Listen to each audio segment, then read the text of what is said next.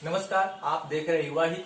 मैं निशान आज एक ऐसी खबर के साथ आपके साथ जुड़ रहा हूं और एक ऐसे शख्स का इंटरव्यू आपको दिखाने जा रहा हूं। वो शख्स है सौरभ कुमार जी, जो बीजेपी के प्रदेश कार्य समिति सदस्य है बिहार में, और वो लगातार मांग करते हैं डॉक्टर सीपी ठाकुर सर के लिए जो उन्हें भारत रत्न मिले। आज इसी विषय पे बात करेंगे, क्योंकि अगर डॉक्टर सीपी ठाकुर जी का जो इतिहास देखा जाए तो देश के लिए ही नहीं बल्कि पूरे मानव समाज के लिए, पूरे विश्व के लिए जो उन्होंने कार्य किया है वो अतुलनीय रहा है। और भारत रत्न की जो उनकी मांग की जा रही है उस विषय पे बात करते हैं। सबसे पहले तो आपका अभिनंदन है सर हमारे शो में। युवा हित के दर्शक को बहुत बहुत नमस्कार और बहुत बहुत आभार।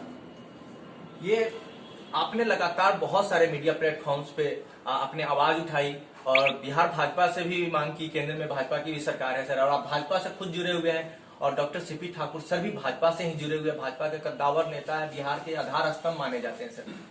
तो सर ये जो भारत रत्न की जो आप मांग करते हैं उसके पीछे का आप क्या प्रयोजन है सर? आप किस विषय के ऊपर में ये मांग करते हैं सर? देखिए निशान जी, आपने बहुत अच्छा विषय को लाया है कि डॉक्टर साहब भाजपा से जुड़े जी। ये सौभाग्य का विषय है बिहार के लिए और भारतीय जनता पार्टी के लिए कि बिहार के धरती पे डॉक्टर सीपी ठाकुर जी जैसा महापुरुष महामानव जन्म लिया और भारतीय जनता पार्टी के लिए भी अध्यक्ष के तौर पे, राष्ट्रीय उपाध्यक्ष के तौर पे, अटल जी के सरकार में केंद्रीय मंत्री के तौर पे काम करने का इन्हें अवसर मिला। जी।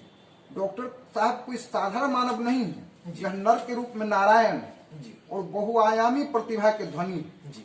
चाहे आप रिसर्च के क्षेत्र में हो देखिए, चिकित्सा के क्षेत्र में देखिए, कुशल संगठनकर्ता के रूप में भी जाने जाते हैं। मुझे ध्यान है कि जब भारतीय जनता पार्टी के अध्यक्ष बने थे पद्मश्री डॉक्टर सीपी ठाकुर जी, तो हम लोग का बिहार में 52 सीट था और डॉक्टर साहब के नेतृत्व में कठिन परिस्थिति में जब 2010 में चुनाव होना था और 5 से 10 के बीच लगातार लोग नीतीश जी के साथ भारतीय जनता पार्टी को जोड़ के देख रहे थे और ये चैलेंज के रूप में जब डॉक्टर साहब अध्यक्ष बने थे दिल्ली में, तो सारे मीडिया के लोग ये पूछ रहे थे कि जदयू का परफॉर्मेंस अच्छा हो जाएगा और भारतीय जनता पार्टी 52 से घट के कहीं 30-35 पे न चले। लेकिन इनके कुशल संगठनकर्ता के कारण, अच्छे मार्गदर्शन के कारण हम लोग 91 सीट जीते थे। ये बाद में भारतीय जनता पार्टी के राष्ट्रीय उपाध्यक्ष भी रहे। चिकित्सा के क्षेत्र में देखिए, इनका सहजता देखिए, आप भी अगर कभी मिले होंगे, इतने सरल व्यक्तित्व मैंने देखा ही नहीं। जी। और डॉक्टर साहब आज की तारीख में भी जितने लोग से मिलते हैं और लोगों के समस्या के लिए काम करते हैं और इनके व्यक्तित्व को ध्यान में रख के, इनके कृतित्व को ध्यान में रख के, ये कोई साधारण मानव नहीं है, महामानव है। मेरा नहीं, पूरे बिहार का युवाओं का, देश के नौजवान का यह मांग है कि पद्मश्री परम श्रद्धेय डॉक्टर सीपी ठाकुर जी को भारत रत्न मिले। यह बिहार के साथ न्याय होगा, यह देश के साथ न्याय होगा। सर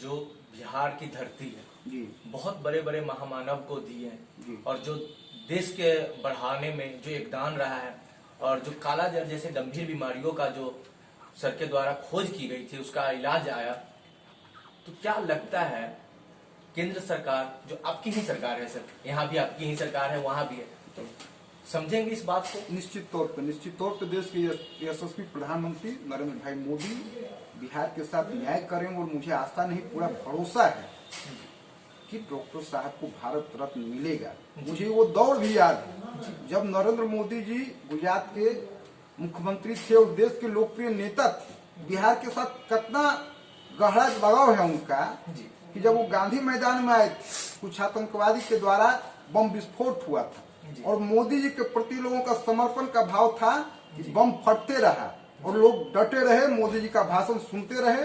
अब बिहार के साथ भी न्याय करने का समय आ गया है। देश के यशस्वी प्रधानमंत्री आदरणीय नरेंद्र भाई मोदी जी को यह सोचना चाहिए कि बिहार के धरती, बिहार का यह महामानव, बिहार का यह बेटा जिस सम्मान का असली हकदार है, उसके साथ न्याय करने का समय आ गया है और उनको यह सम्मान देने का समय आ गया है।